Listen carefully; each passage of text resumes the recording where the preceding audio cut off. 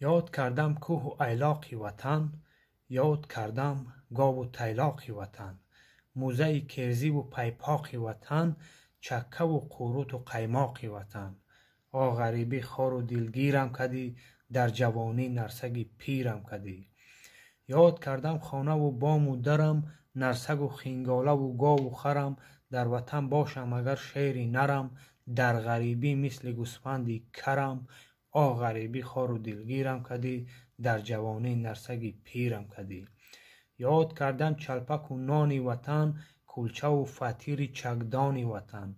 صدقه نان و نمکدانی وطن، بانوان چهره خندانی وطن. آ غریبی خار و دلگیرم کدی، در جوانی نرسگی پیرم کدی.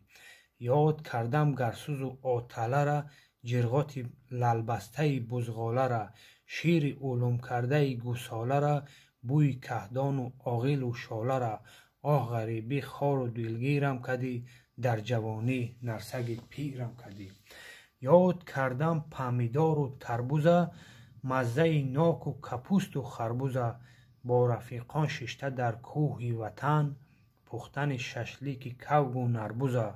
آه غریبی خار و دلگیرم کدی، در جوانی نرسگی پیرم کدی. صدقه انگور و مویزد وطن، پیسته و بادام دنگیزد وطن. در وطن هر کی بود با دولت است، صدقه هر چیز و ناچیزد وطن. هر کس دور از وطن مهاجرای، یا فقیر و یا جوانی زنگیرای. حال و زارش بدتر از خر پیرای، زیغ نشد دوستم نصیب و تقدیرای.